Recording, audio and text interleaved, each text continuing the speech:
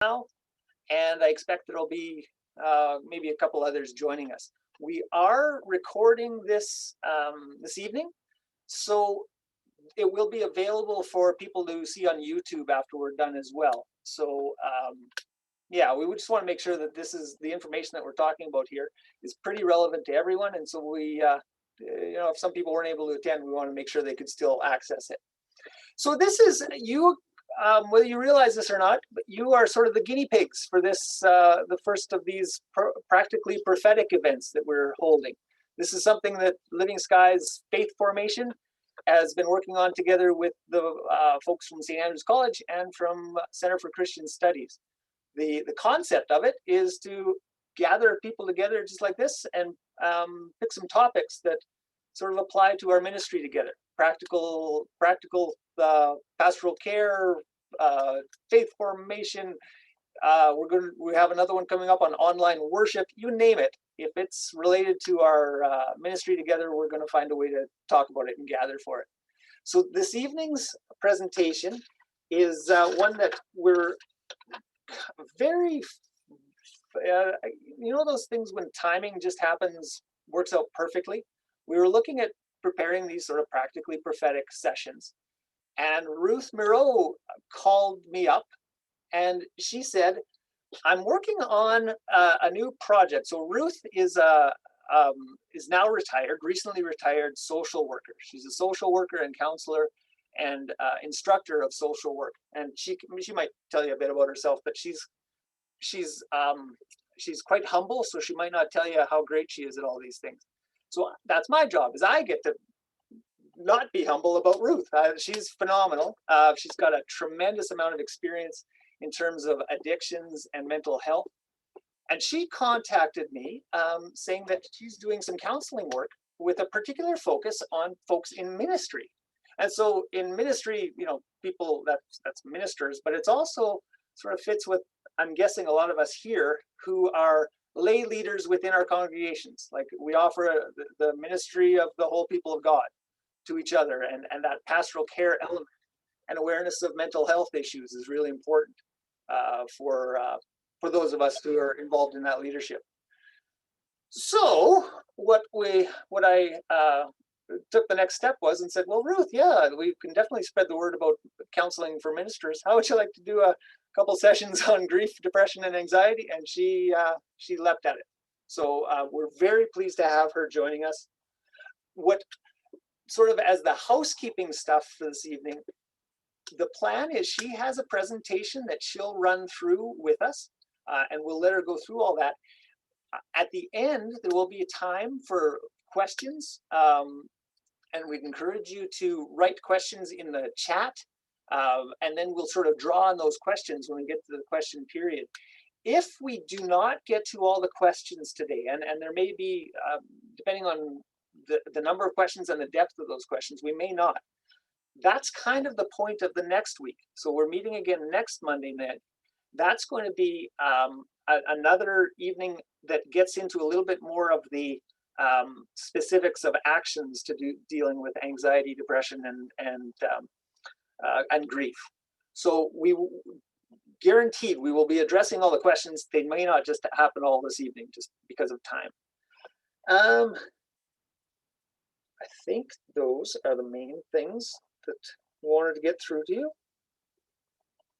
If you like, and one of our colleagues, Sean Sanford Beck, is going to be here to watch the chat. So if there are questions, just based on, unfortunately, because of screen sharing, I may not be able to see the chat all the time, but he'll be watching that.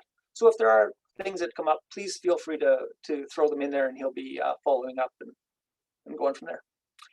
I don't see any instant questions in the chat, so what I'm going to do is hand it over to Ruth and let her introduce herself as well. How does that sound? How do you like that, Ruth? There you go. Thanks, Kent.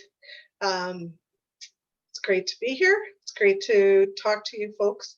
I have done presentations about anxiety and depression and about grief at our church at McClure United the past couple of winters as a focus of our outreach committee, and was talking with Kent about having that material ready.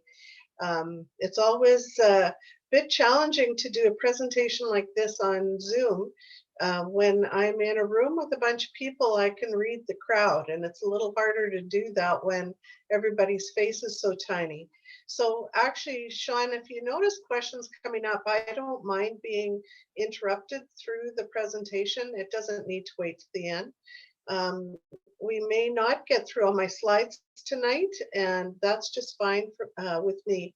We'll just pick up where we left off, and we'll spend as much time next week as we need to on those questions as well. So anyway, feel free to interrupt, but I can't watch the chat and talk. I'm not that good at that. So Sean, just interrupt me, okay? So as Kent said, I've been a social worker for a long time, in practice for about 40 years. A couple of years ago, I decided to retire and spend more time at home and babysitting grandkids, although now I've spent half of my retirement on COVID lockdown.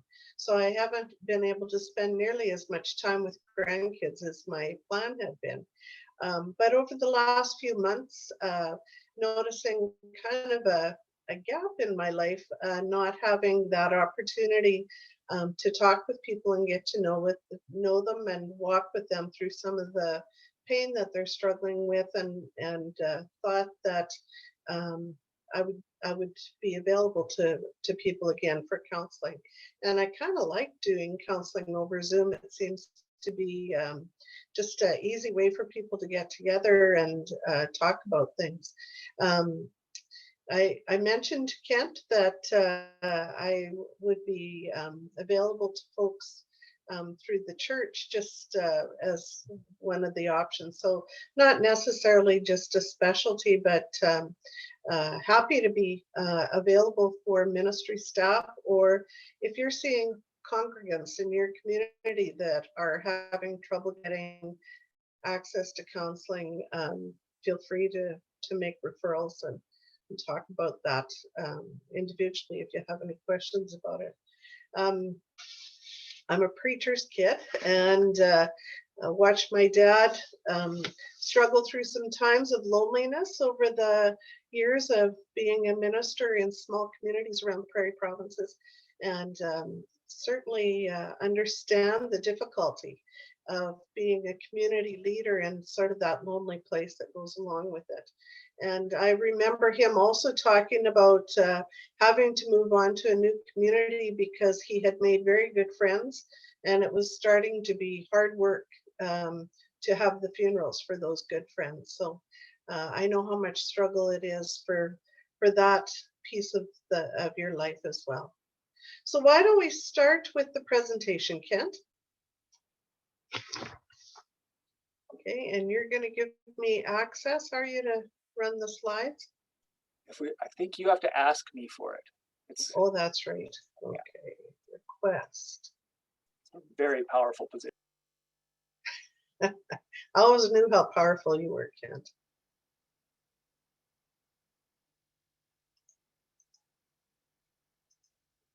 Oh, looks like I have it now. I'm flipping through my slides too quickly. Okay.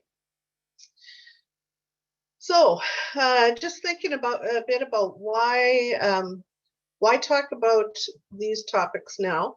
I was commenting before everybody started to arrive that now we're into March, the days are a bit longer, and my gosh, we've got some beautiful weather. So maybe we're not in the depths of the time that is difficult for people. But I do still think there's lots of reasons why this is a good time to talk about it.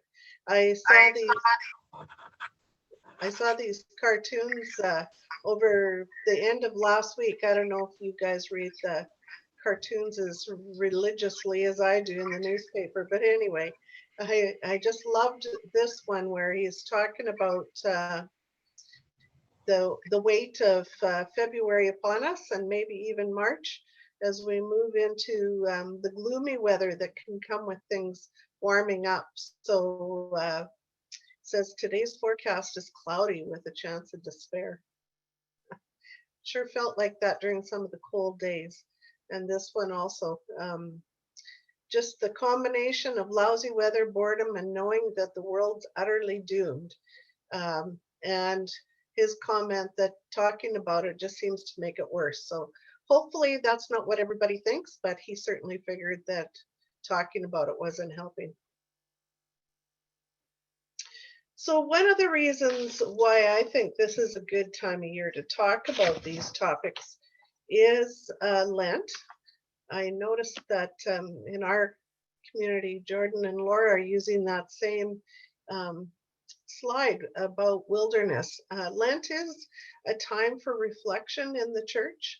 And I think that some of the things that have been going on for us in the world gives us lots to consider.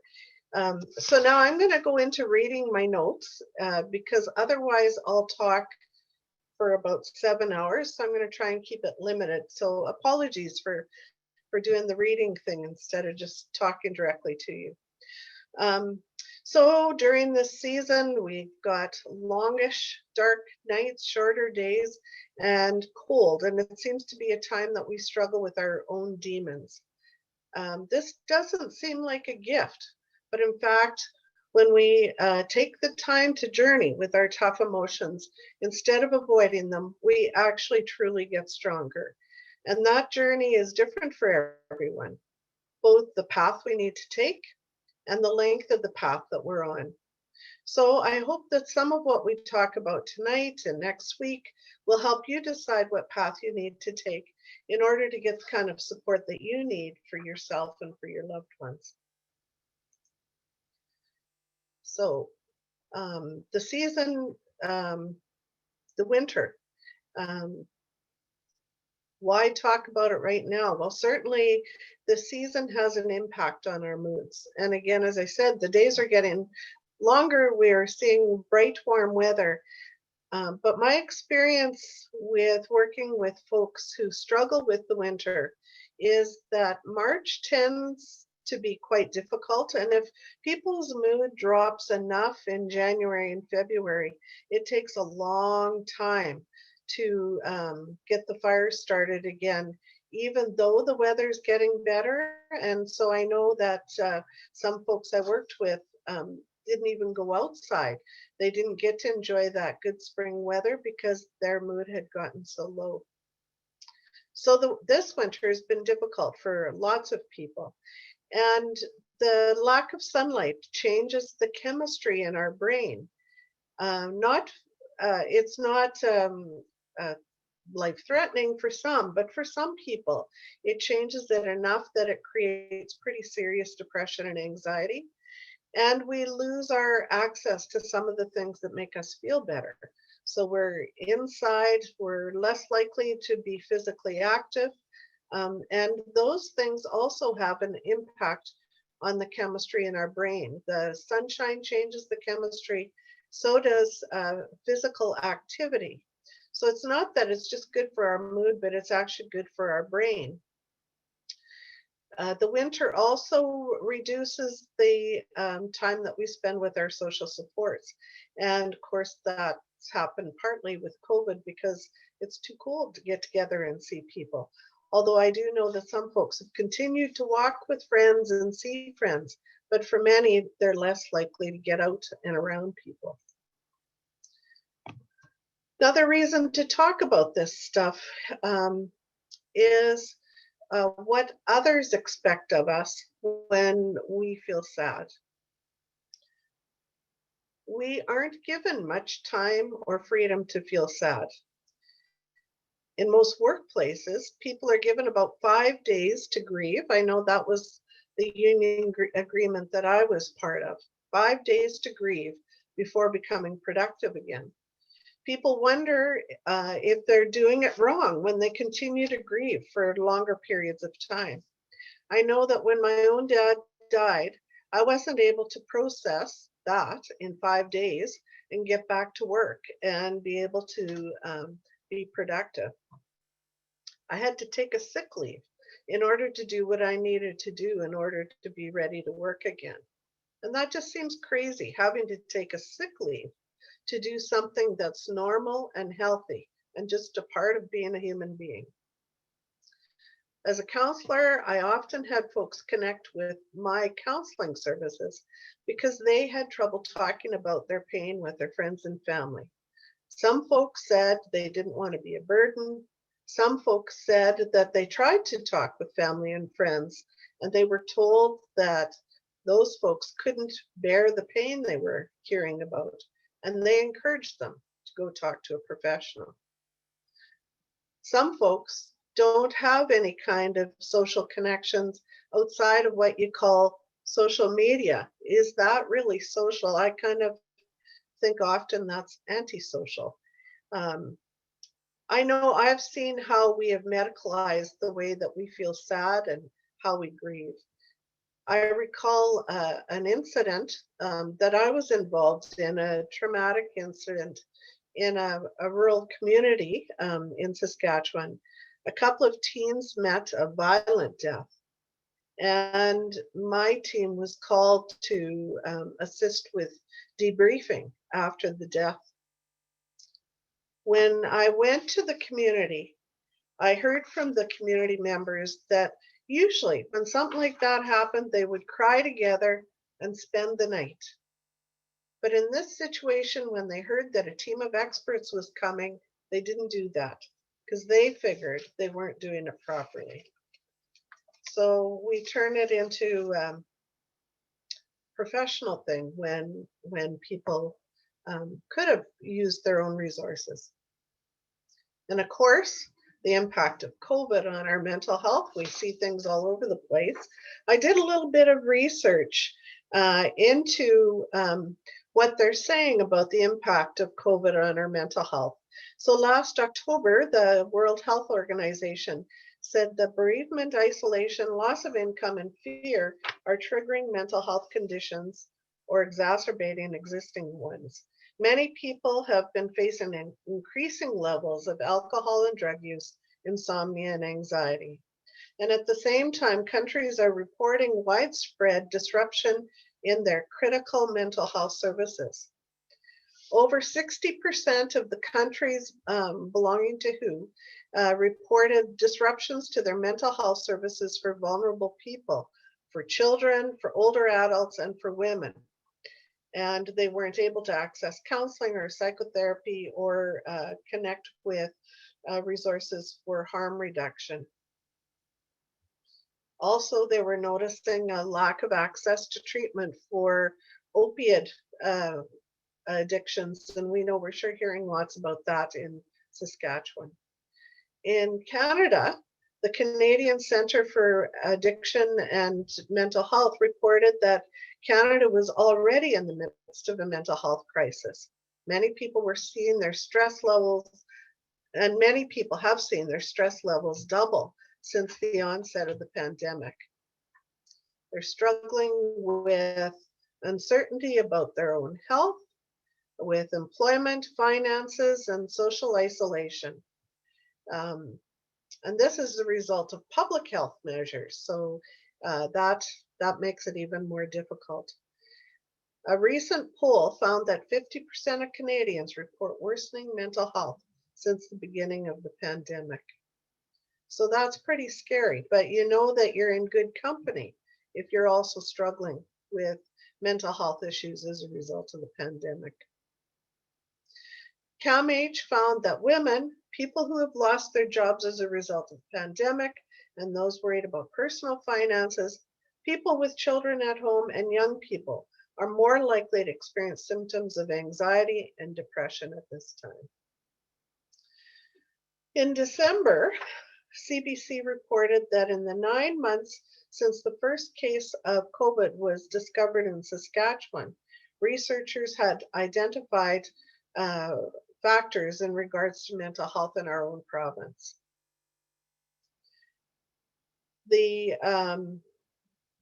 Saskatchewan Health Research Foundation talked about a study that covered the first 6 months of COVID and found that respondents were noticing high emergence of anxiety symptoms. 163% increase in reports of anxiety over the first 6 months of the pandemic. Let's see, I think I'm going to skip the rest of these stats. So it's clear from the research that COVID has been affecting our mental health. And so really it was a perfect storm coming into the winter months and the symptoms of and the struggle with the pandemic.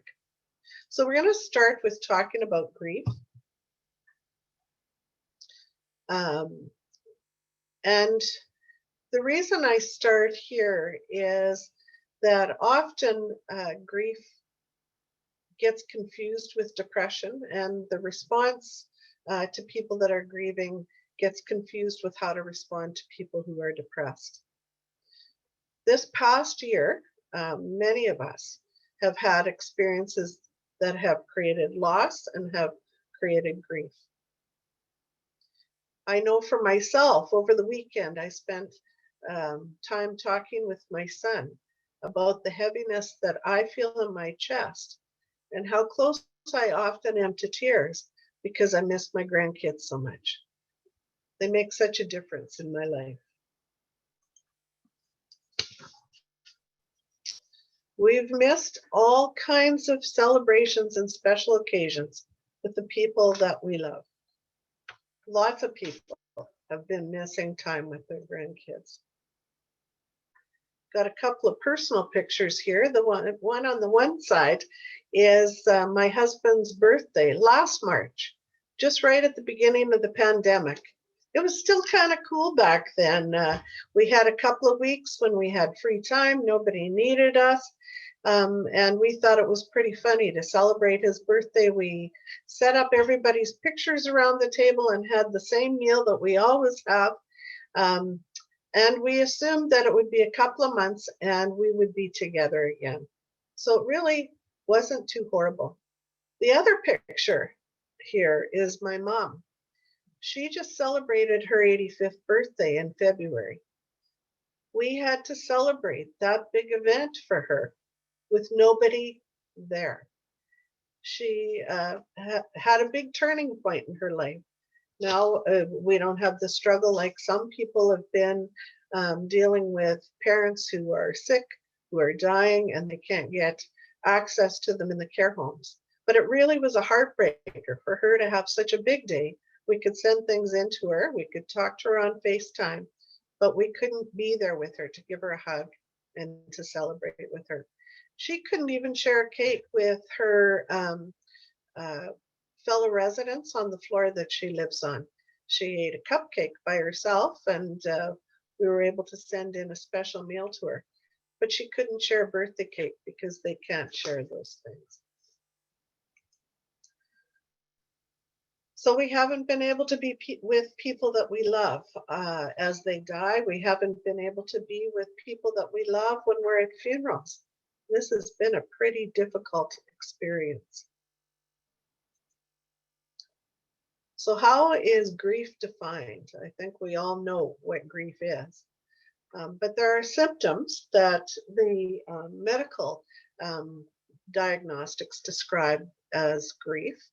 So it includes, as we can see here, sorrow, numbness, guilt. Guilt is a pretty normal part of grief. People saying, I wish I had done more, I wish I'd been there, I wish I had said this, or I hadn't said this. There's often anger. When I read the paper in the morning and I see some of the horrible losses that people have been through, and I read family members talking about their anger. Anger is a normal part of grief. We often think about our own death when we're grieving. Some people think about wanting to join the person that they've lost, but for some people, that's not what it is. They just sort of feel like death is closer now that they've had to face that reality of it. Most people that are grieving can't do the things that they normally do. It's hard to get up in the morning. I talked with people who couldn't figure out whether to wear socks and underwear or not. So decisions are hard to make, and things just don't feel real. The world feels odd. Many people have trouble connecting socially. All of these things gradually ease, and it's possible to accept loss and move forward. So that is called uncomplicated grief. The doctors talk about grief as being an issue when a person has had these symptoms for 2 months. And different people follow different paths, so different parts of that become important to you, depending on who you are and your own experience in life. So we go at different paces in the way that we accept the reality of what's happened. We allow ourselves to feel the pain of the loss, and we start to adjust to a new reality. That feeling of unreality is the gap between this was normal and finding out what's new and what's the new normal. Grief can affect us physically as well as mentally. So it's an experience that affects your whole body. I talked to somebody quite recently who told me that they were shocked how much physical pain was involved with grief. They just couldn't believe that. There's that sense of pain in the chest. Sometimes people feel like they're having a heart attack, that clenching feeling, the struggle getting breath, the feelings of upset stomach. Many people can't eat at all when they're grieving. Some people can't stop eating because they feel like they need to fill that ache.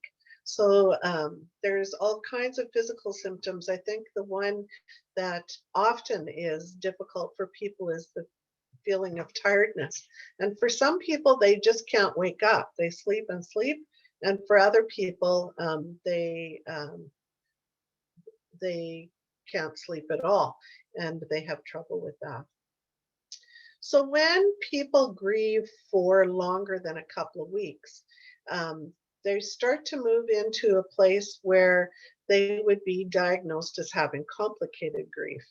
And so you can see that medical thing coming again for something that's pretty normal, that our grief isn't given much time before the medical community anyway starts to see it as unusual. So I would say that generally, although they talk in the books about 2 weeks, generally there's a sense that within 6 months is kind of a normal time for somebody to go through the loss. The really complicated grief is where the loss just doesn't seem to go away. People don't feel like they improve at all over a long period of time. The painful emotions are long lasting and they're severe enough that they interfere with your ability to resume life. Complicated grief is associated with feelings of persistent yearning and constant preoccupation with what you've lost, and a real difficulty accepting the loss. This kind of grief often is mistaken for depression. But there are some differences because with depression, that sense of persistent yearning and the preoccupation with the loss doesn't happen the same way. With depression, there's more of a kind of a free-floating sadness. So when a person moves through this thing that made them sad, there's always something else that replaces it. So it's different than the grief that is focused on the one specific area. Certainly with depression, there is a complete loss of interest and pleasure, whereas in grief, people sometimes have periods of time when they have respite from that sadness. So it kind of goes in waves or bursts. whereas the depression is a consistent, very low mood. People who are having sort of normal grieving often generally maintain some level of sense of humor. I know that sometimes at funerals, that's a place where you hear the best jokes, sometimes the most off-color jokes, because people can use their humor to help them manage through that period of time. Complicated grief might not get better naturally, whereas grief, normal grief generally does. When it happens, when complicated grief happens, it's sort of like it just really grabs a foothold in your life. That lack of ability to accept the loss just doesn't move away for some people. So my experience has been that when that happens, that's generally happened because people haven't had a place to process their grief. And by that, I don't mean going to counseling. I mean that there's a reason why they couldn't have a funeral, which has happened for lots of people this year. And funerals are great endings. If the grief isn't about a person, they're these people who end up sort of stuck in that space don't have a way to process what they've lost. So they don't have people that they can talk with. They don't have a trusted social support network. And one of the things that happens as well, then, if they're having trouble moving through that, is the possibility of getting caught in a variety of different kinds of addictive behaviors.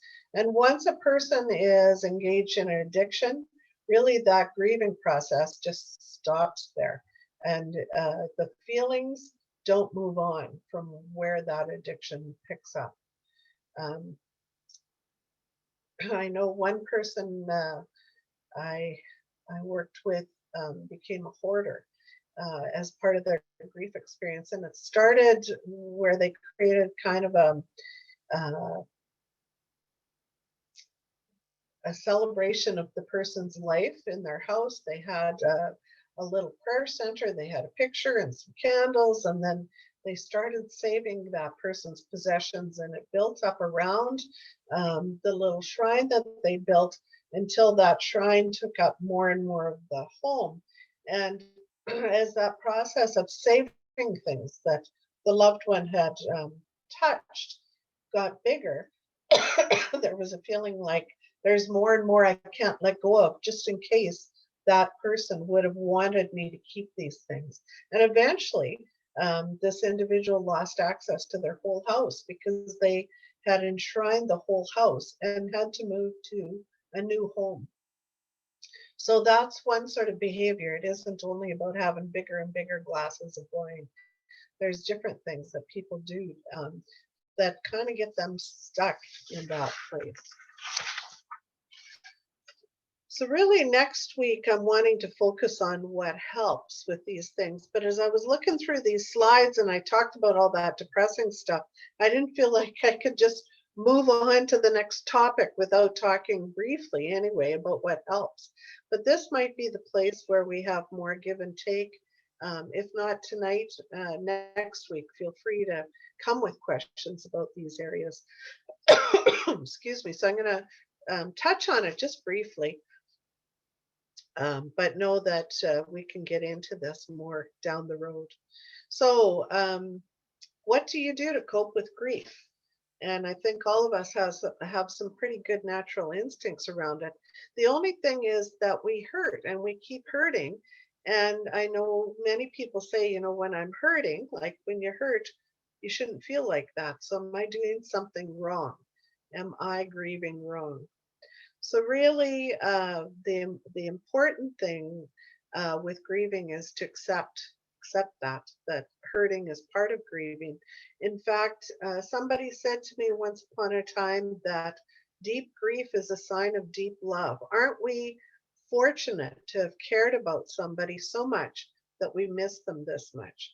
So those kind of connections in our lives lead to deep hurt at the end of them.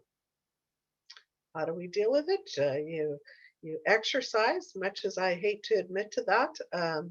Exercise is a great way to do that.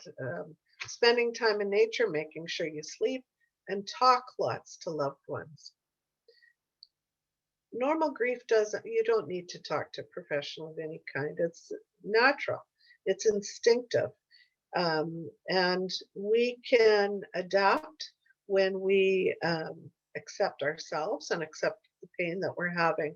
And when we have people that we care about that are willing to talk with us. So we want to lean into the pain. We don't want to distract ourselves from the sadness. We don't want to avoid the tough feelings. And we need to talk about what happened over and over again. Somehow that increases the sense of reality about it. Talking about what happened the day that person died, who was there, what did they say, all of the little details. How did I find out? What did we do then? What was next? How did we decide how to put together a funeral? All the little details. When we go through that grieving experience, we need the time to talk about our pain in enough detail that we really know what happened. And we've had other people that hear what happened for us. The problem is that we can really become distracted. We can binge watch Netflix. We zone out with pizza in front of the TV, a couple of extra glasses of wine, or scrolling through Facebook. And so then we get distracted from the pain and avoid it. And it actually takes longer. The more time that you can spend in the pain, crazy as that sounds, helps you to face it and move through the middle of it. You can't be sad all the time, and you can't, be in the depths all the time. But what you want to be able to do is push yourself a little further all the time so that you tolerate a little bit more and sit with the feelings of sadness for periods of time. Let yourself just be there. Maybe sit in the window and watch the birds, or watch the cars go by on the street, but let yourself feel that sadness that goes along with grief. Excuse me. Really, in some way, what happens during that process is that we develop a new relationship with the person that we lost. If it's somebody that's been precious to us, don't we all have internal conversations with that person? We ask them, what should I do? How can I cope without you? And in some ways, then our relationship with them continues. It grows for the rest of the time that we're alive, because we keep them active inside of ourselves, having conversations. But if we distract ourselves too much from what we're feeling, we lose out on the opportunity to develop that new kind of a relationship with the person that we've lost. And they may become part of any other new relationships that we have. We don't need to stop talking about them as we move through our life, so that new people that we meet, they will get to know that person that we're having a relationship with as well. If the loss is more of a job or of a dream, some sort of experience that you have, somehow that loss then becomes part of any new experience that we have. We know, excuse me, we know ourselves in the world in a new way as a result of the way that we've coped with that loss. And so that goal or that dream or that job that we lost is part of the new reality, the new normal for us. I'm going to just stop for a second. I noticed there's a couple of chats. Are they things that people are wanting to ask about? No, I'm looking at the chat and I don't see anything new, but I may be missing something here. Okay, there's a couple here that maybe came directly to me. So there's, yeah, it looks like those people maybe are wanting to share them with everybody. Will I be able to see these chats at the end so that I can respond to those people later? Yeah, once we do the stop the screen sharing, you should be able to see, but I'm not seeing anything in my message board Okay. here. That's just coming to me. So are there any questions or comments about what I've talked about in terms of grief that you know it's a big crowd of people, but are there any questions or comments that people have right now?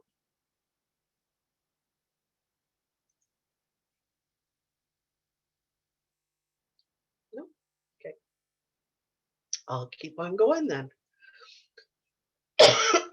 Excuse me. I'm not used to talking this much anymore. There's nobody around in our lives. So anyway, we're going to talk a bit about depression. So it sure makes sense to me during COVID times that many of us have gotten to know what depression is. We feel out of control in our lives and we don't know what our future holds. We certainly hold on to hope, but I notice even now as the hope of vaccines are coming out and our freedom might be just around the corner, that I'm kind of afraid to be hopeful. I don't know whether I can deal with more disappointment if it turns out that the freedom that we're hoping for doesn't come. Many people have had plans interfered with. Lots of people have had financial struggles. And of course, we can't physically contact the people that are important to us. The future is just uncertain. I've heard some people say that it'll take 10 years for the impact of COVID to be done in our society. We're following restrictions that have been given to us. And for many people, then it's easy to stop doing the things that were a normal part of our healthy regime. So for many folks, they knew how to manage the winter. They knew how to deal with this stuff. And now this year with the changes, they still maybe could do some of those things, but somehow the impact of COVID on our lives has stopped us from doing those things that helped. Now, that being said, sadness is not depression. Everybody's sad sometimes. And, you know, we all run into that. People say, how are you doing? Oh, I was kind of depressed today. Well, depression isn't really that, although that's how we use it as slang sometimes. Grief isn't depression and sadness isn't depression. A major depressive episode that's diagnosed as an illness has a specific set of symptoms, and a person will experience at least 5 of those for at least 2 weeks before a diagnosis is made. So the symptoms of depression are here. Obviously, depressed mood, loss of pleasure, weight loss or gain, slowed down thoughts. People say that they can't read the paper. In fact, they can't read an article because they can't get through a page. And they say that they feel like they're walking through mud. They just can't move fast. Their feet drag. They cannot move. Often it affects their creative thought too. They just sort of feel like the world's going by and they're not able to sort of pick up on the cues. This feeling of fatigue, and similar to grief, some people sleep all the time and some people can't sleep at all. This sense of being worthless. I've made a terrible mistake. I've done something wrong. And many people that are depressed can't really put their finger on what they think that they did wrong. They just feel like they did something wrong. Can't concentrate, not able to do the normal things that you do in your life, and the scary thoughts of suicide and death. Many people think about suicide, and far more people think about suicide than we ever know, because most people that think about it don't do anything. But it's terrifying, absolutely terrifying for somebody to have those thoughts that it seems easier to die than it is to live. If they talk to family and friends about that, it's also terrifying for them. the piece about suicide is a big enough topic that I think it warrants a separate discussion. And so my plan next week is to spend some time talking about that, because really that is a very heavy load to carry, both for the person that's having the thoughts and for the people around them. So we will spend some time talking about that. So this sort of confusing picture is an attempt to describe what happens when people are grieving. So depression is related to low levels of certain neurotransmitters in the brain. So like serotonin, we hear about that. There's also lots of research now about disorders of the brain being connected to the gut, and that the gut is the place where some of the neurotransmitters are actually created. And so I think we know that when we're feeling sad or anxious, we do get an upset stomach. And now they're finding that that's actually because some of what happens chemically starts there in that part of our body. So in this weird little picture, you can see the circle that says synapse. And when they talk about it being a chemical disorder, it's in that space between the nerve endings. So they have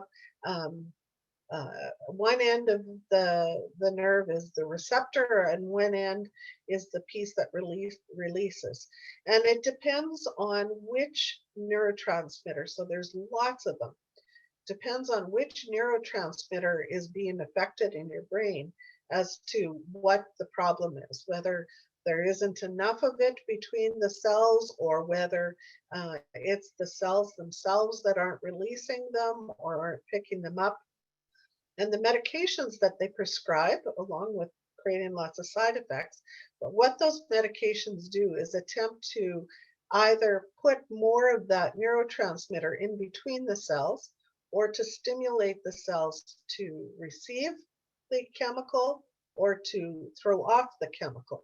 So it certainly is a chemistry thing. It's kind of a chicken and the egg thing.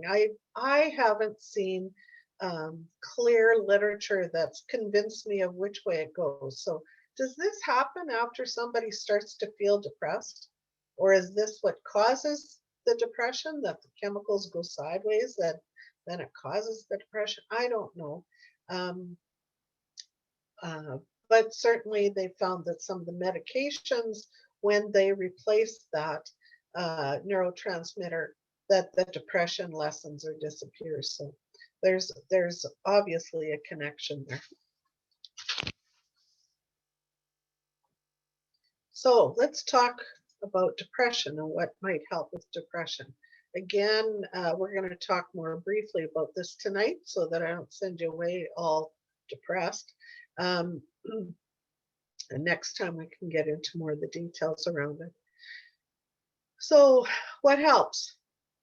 Well, I already was saying that grief is a normal process. When we're patient, grief usually runs its course and it becomes less painful over time. But depression, unlike grief, may not correct itself without treatment.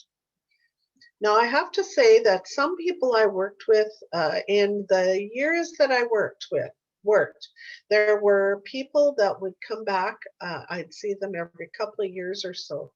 And depression was part of the normal rhythm of their lives. It would ebb and flow. And the people that seemed to be able to manage that the best were the people that just accepted it. They said, this will always pass. This is what happens to me. My brain just does this sometimes. So there's a normal rhythm or ebb and flow for some people that involves very low mood and very low energy.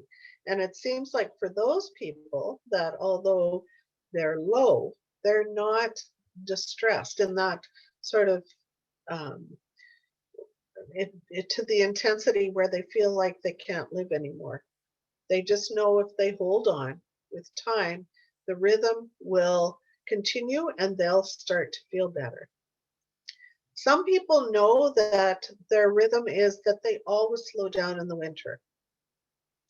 And they just need to accept that pace, that in the winter they're going to be less productive, they're going to need more sleep. And all they have to do is wait. And they know that come spring, they'll be able to embrace the energy and they will be active again.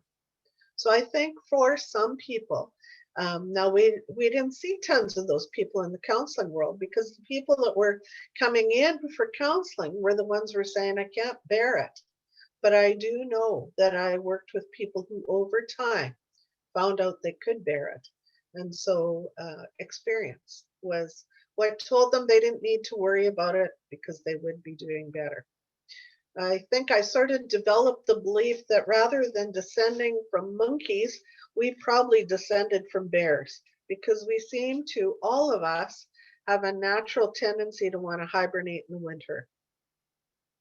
It's pretty hard to struggle with the same rhythm when it's cold and dark as what we have when the sun comes up at 4 or 5 in the morning. I know for me, it's ridiculous to think I'm going to go the same pace in the winter. So although depression is connected to the biochemistry in the brain, it can be corrected with self-care strategies, just like any other kind of body chemistry disorder.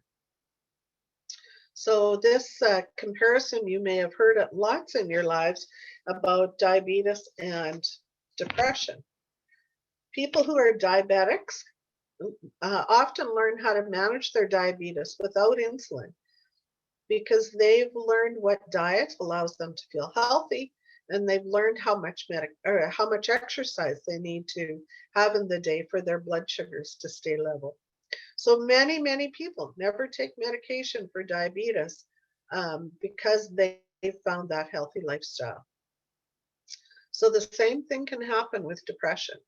Managing your diet and your exercise, and making sure that you spend time in the sunlight particularly being able to stimulate the production of neurotransmitters in the brain. Now, I know when my energy is low, the last thing I want to do is exercise. And I know when my energy is low, that I'm far more likely to want to eat a bag of chips than to have an apple. So it's not easy to do that. It takes immense struggle and requires a support system. Can you hear that, you guys? My dog goes through this thing about this time every night. I don't know what it is, but she barks like a maniac. She's gone deaf, and I don't know if she figures everybody disappeared or what happened.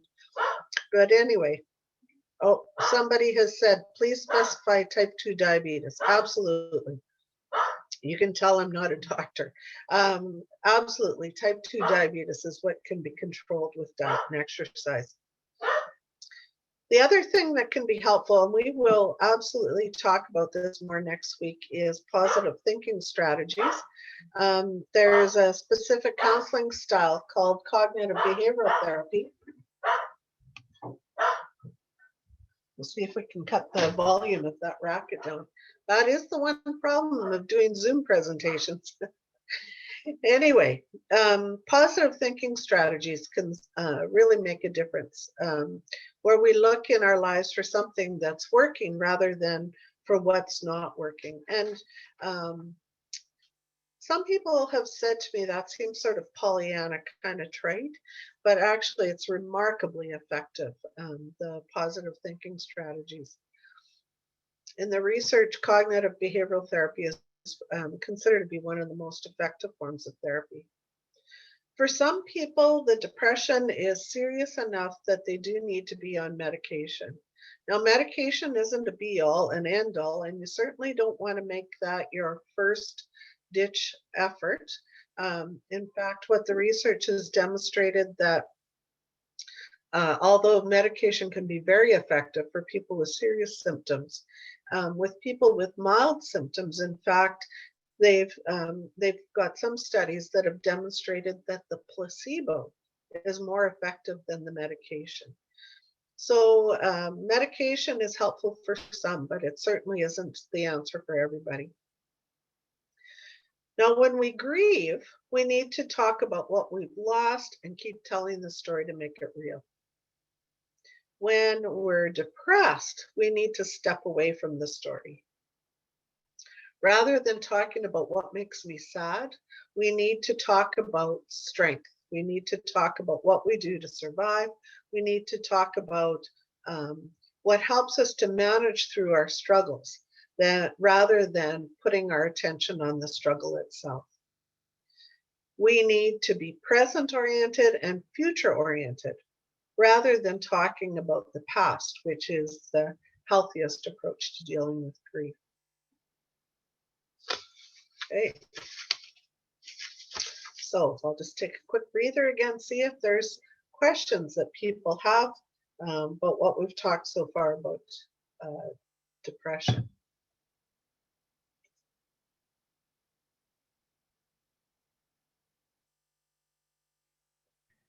And I think you folks can you can unmute yourself if you would like to ask a question, I believe.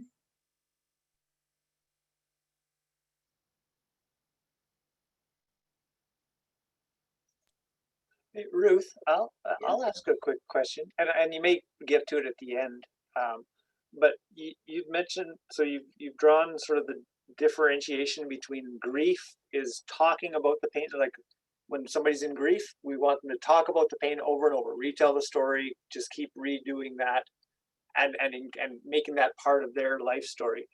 And you said depression, it's an important piece to step away a little bit and find strength. And you know, away from the story a bit to find the strength that helps you get through it. Right. Could you speak just, I mean, as long as you need to, just to say, how would you as a counselor differentiate between those two things? If somebody's coming to you with presenting what looks fairly similar, presenting fairly similar sort of symptoms. I don't know if that's the right word for it, but how do you differentiate? Yeah, it's I guess the story. Boy, it would be easiest if we'd have a blood test that would tell us. We could send them to get a blood test and tell us which it is. So sometimes it's a matter of playing it by ear for a little while, but mostly it's the story. When you first start talking with somebody about what brings them for counseling, and if they have a story of loss, then I think we're on the grief pathway. If they have a story of just this terrible feeling of sadness and hopelessness, and they can't really figure out why. Often people will say with depression, I don't know why I feel so bad. Life isn't so bad, and I don't know why I feel so bad. So for many people, it becomes that clear.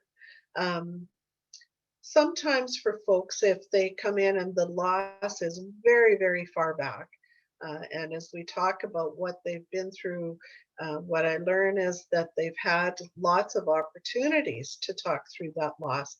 They may have seen other counselors, or they talk about having family support. And then what I would see is that probably not only did they go through a grieving experience, but they also have the bad fortune to be depressed.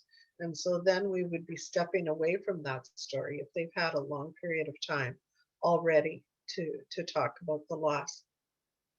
But some people who have been going through grief for a very, very long time really never felt like they had the opportunity to talk about it. And so even though there maybe some people are years into it, they still need some time to talk about what that loss was before you might move into more talking about strength building and what am I going to do next. Does that help, Kent?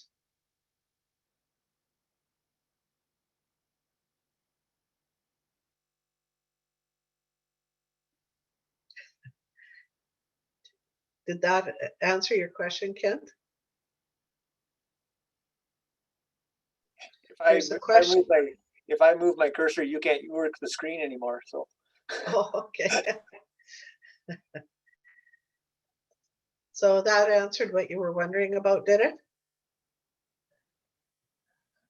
Ruth, there's another good question in the chat here about, is depression a chronic condition like other mental illnesses?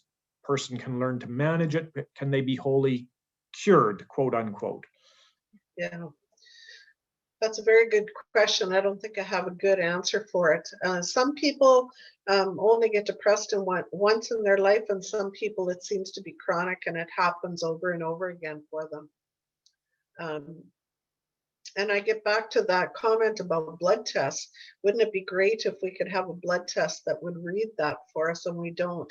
When we talk about the neurotransmitters in the brain, the scientists have been able to learn that about us, but they don't have a blood test to tell what's going on. So we really don't know what's happening for one person, which is different from another.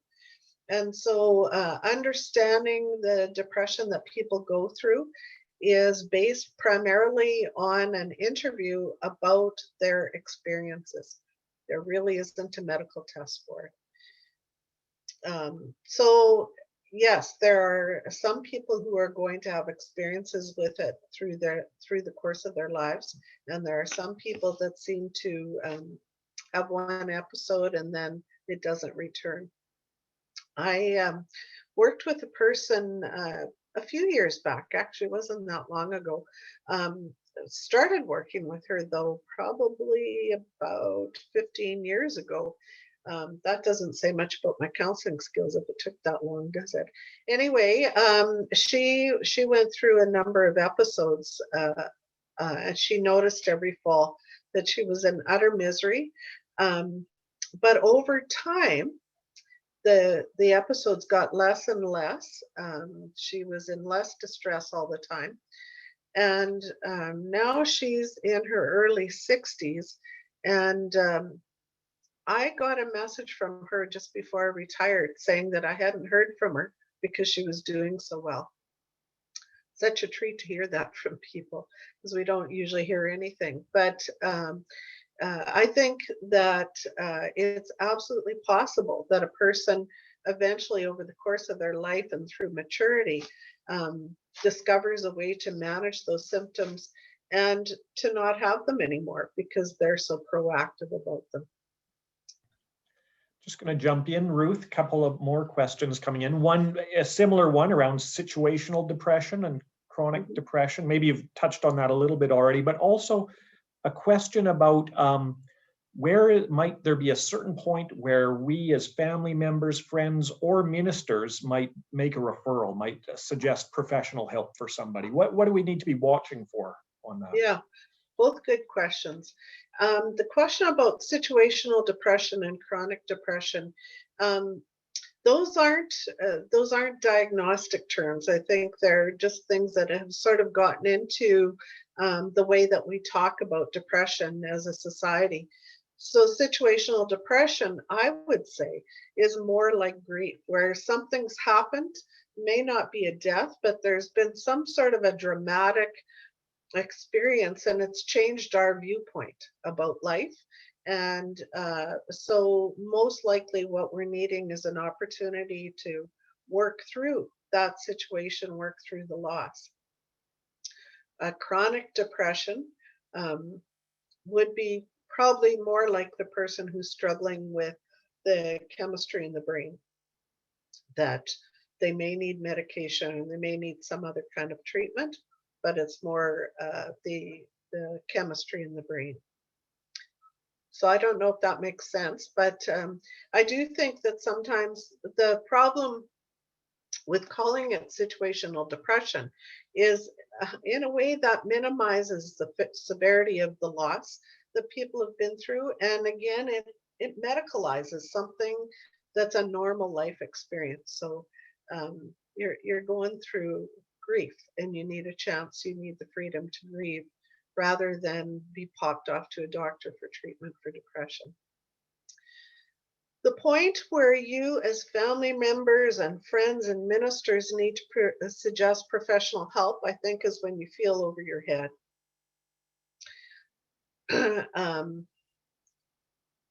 Although I have to say that I think sometimes we feel over our heads with people because we're afraid we won't say the right thing or we don't know what to say. And there really isn't anything specific to say. If you say, tell me about it, often that person just starts talking. Now, the key is to not come up with solutions. So you don't want to say, well, isn't it fortunate, even though you had this loss, isn't it fortunate that this is okay for you? Your mother died. Hearing from somebody who's very distressed about a parent that died with Alzheimer's, well, isn't it fortunate that they were released from their pain?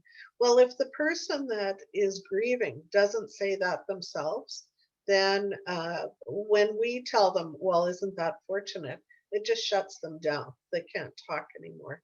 So we don't need to find the upside to anything. The person that needs to talk will be able to talk till that point. They'll tell you if they believe that to be true, that I miss them terribly, but I wouldn't want them to be here anymore in that kind of pain. We need to step back from giving advice about, it's time for you to get going. Let's just get you activated so that you don't spend so long feeling sad. Now, if that person did tend to be an active person, you might say, let's go for a walk and you can talk about it. But you don't need to come up with solutions, because grief isn't a problem that needs to be solved. So I think that the most helpful experience for people that are grieving is for them to be around family members that they love. If they have a good relationship with their minister, they need to spend time with those people. They don't need to go talk to a professional. But there's times that it may be you have to sort of look at your own self. So it may be you have heard this story from them a number of times, and you're finding that you've heard it so often that your personal tolerance for it, that you're not able to be empathetic anymore. So at that point, you might say, why don't you talk to a counselor as well?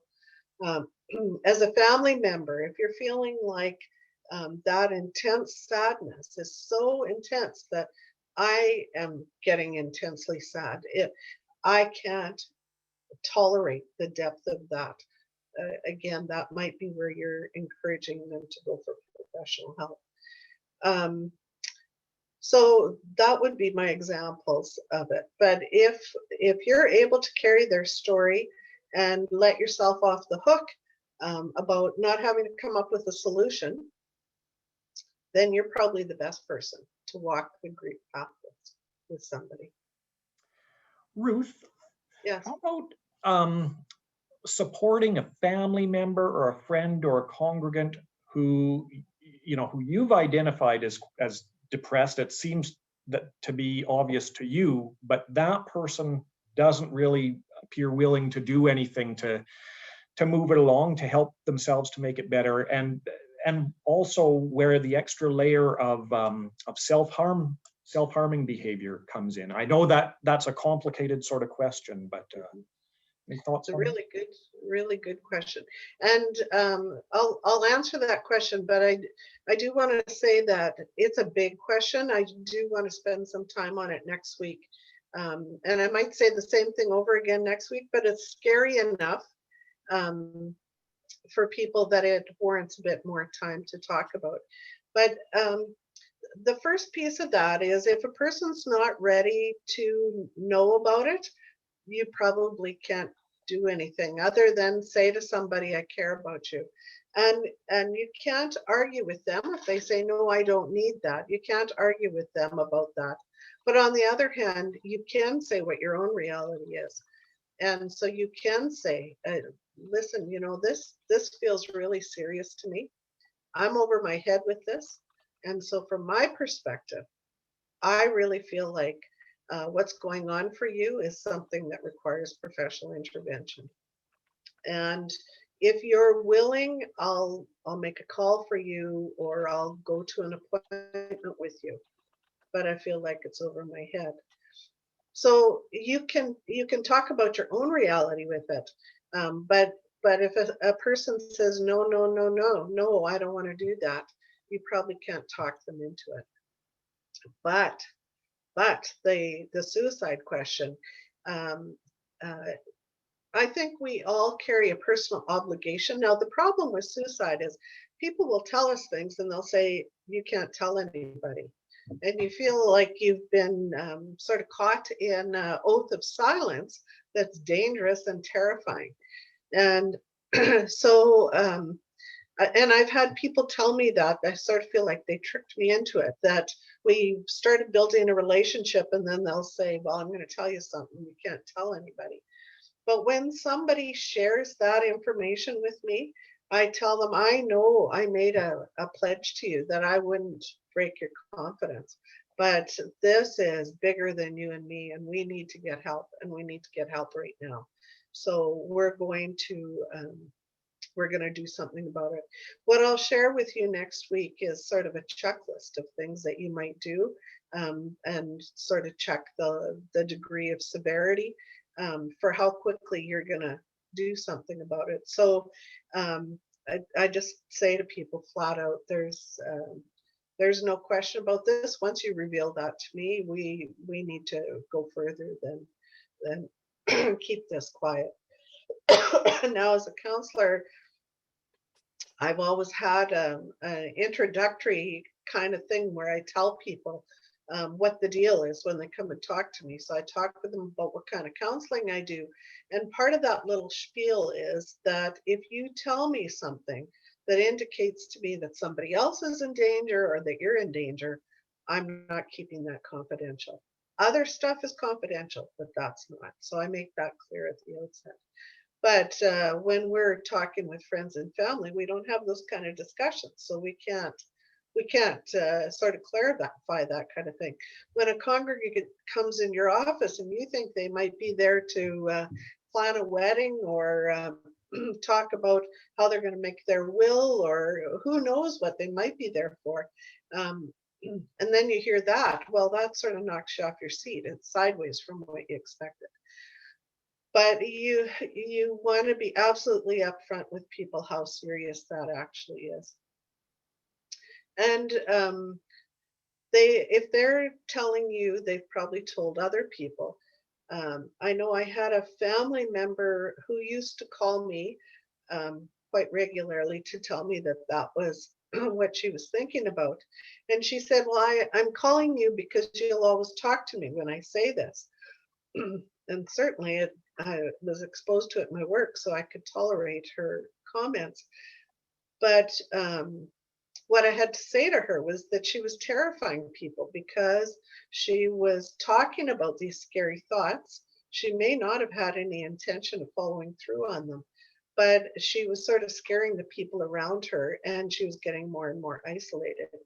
So that might happen as a person in ministry, where somebody comes and tells you this because they've told other people and other people were just silenced, and in fact maybe started avoiding them because they didn't know how to deal with that kind of scary talk. So I think the best thing is just to lay it on the line and call a spade a spade. So, I mean, if it gets extreme enough, if your fear is extreme enough, I've called the police. There was a situation where I feel quite fortunate that I never got sued over it, actually, where a client phoned me at the end of a week on a Friday at 4:30, which is when everything else is closed, told me she was in a hotel room, didn't tell me which hotel, but told me she'd swallowed all her pills. And so she called me to say goodbye and assumed that was the end of it. And what I did was start phoning hotels until I found her. And when I found a hotel where she was registered, now this was a number of years ago, I think it would be harder now to get them to tell me, but I was being really upfront when I was talking to people about this being really scary. Anyway, when I found her, I told the clerk at the hotel that I was calling the police because that person had taken all her pills. And she said, well, actually, the police are here having coffee. And so they broke into her room and took her to the hospital. And she was kind of rescued by the skin of her teeth because they'd gotten there before the pills had completely taken effect. So, I mean, that's how seriously I would take it, that I would breach somebody's confidence quite dramatically if I felt that that would save their lives. There's Okay, another question in the chat, Ruth, yes. about complicated grief. Do you see that one? Let's see here. I, for some reason, can't see the chat right now. Yeah, well, oh, there we go. Okay. Okay, if they're obsessed with their loss and not moving on after years, what's the appropriate response? Well, you're right. If they've gotten stuck in that, you don't want to keep talking about it. So the complicated grief, where it's gone on for quite a long period of time, can be all kinds of things that have happened. And I think at a point where a family member feels overwhelmed, or a minister feels overwhelmed by that, like I'm hearing the same story, they're not willing to start talking about what can I do differently, that professional help probably is warranted. So there are different kinds of psychiatric disorders that can come into play. When you use that term obsession, like the term obsessive compulsive disorder starts to come up, where a person does obsess about the incident. Now, as I said earlier, sometimes that can be connected to an addiction where a person didn't actually process their grief, and there's addiction going on that's kind of invisible. Nobody knows that's happening. And you probably can't sift that out. If they're keeping it from you, you wouldn't know that. But so for things like obsessive compulsive disorder and addictions, you may want to enlist a professional person. And so you may say to that person, like, you know, we've talked lots about what you've lost, and it doesn't seem like you're feeling better over time. And it seems like we need to pursue some other options. We need to look into something else, and encourage them to engage with some counseling. But the question that you have about trying to pull on their strengths, that's a really good idea. Now, for myself, I've worked with people with the really overwhelming compulsions, obsessions. And for those people, it's really hard just to do that kind of strength-based work. They'll talk a little bit about their strengths, and then they sort of fall off the edge back into, but what if this bad thing happens? And in fact, that can be a sign of a brain chemistry thing. I've worked with people who ended up on an antidepressant who said, I can't even figure out why I was so compelled by those thoughts. So if you've tried the supportive route, if you've tried hearing the story, and you've tried to talk about the strengths, that might be the point where you say, let's get some help here, somebody else involved with you, so that you can have ease your pain, don't have to live in this kind of distress. It's a good question.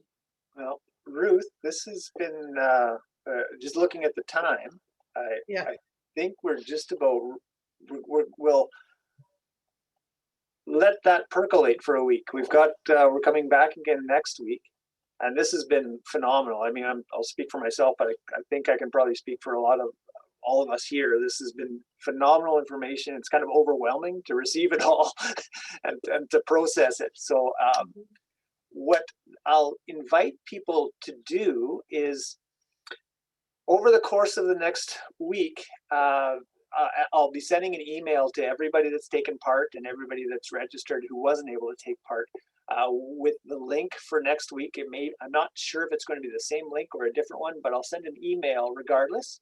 And that'll provide an email address for people if they'd like to submit questions ahead of time too. So, and we'll make sure that you get those ahead of time if there's specific things people want to touch on. We'll get into that. Sure. You'd said that, so next week we'll be looking, you've got some time specifically for suicide and sort of self-harm type of things. Are there other areas that we should anticipate that you'll be talking about next week?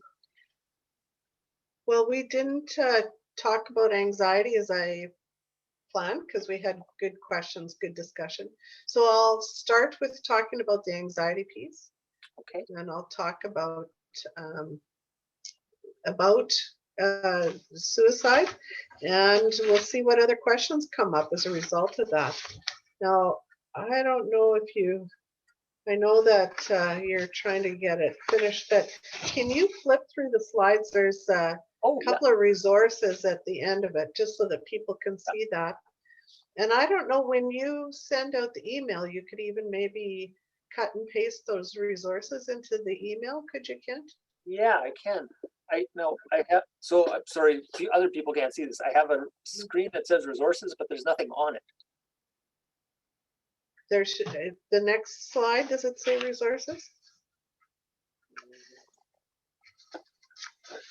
That one? Did I forget to add the resources?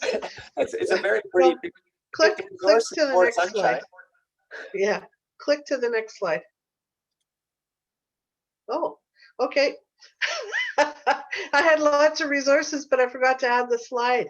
All right, well. Sorry about that. Okay, well, what I'll do is I'll send those resources to you, Kent, so that you can share them with people. So what I have is a couple of phone numbers, some support groups, and a couple of websites that people could make use of. Okay. That's actually a great lead in, sort of as we wrap this stuff. Oh, there's a question there about postpartum depression, anxiety. So we'll add that to the list for next week. Yeah. Just as we wrap up, I wanted to introduce a couple of people. Is Scott still here? I can't see all the screen.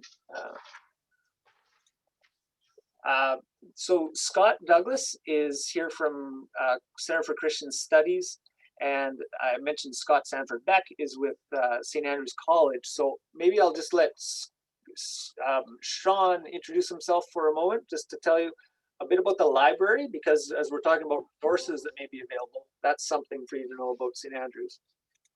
Hey folks, so I'm just really glad to have been invited into this project tonight. Thanks, Ruth. That was an amazing presentation, and thanks for everybody for your input into this.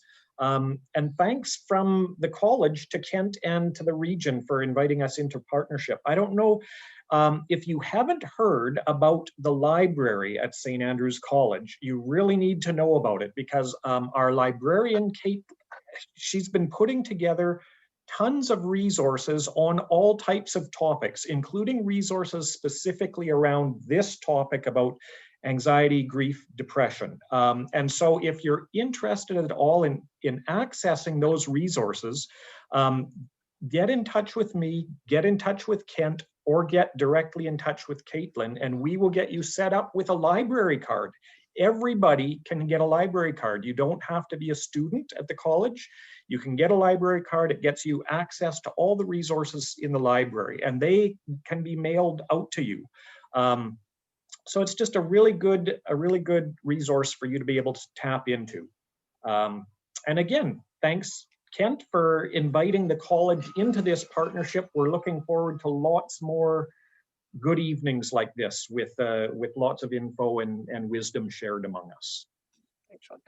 And the last piece, it looks like Scott had to step away, but the Center for Christian Studies is located in Winnipeg. That's another group that we're connected with.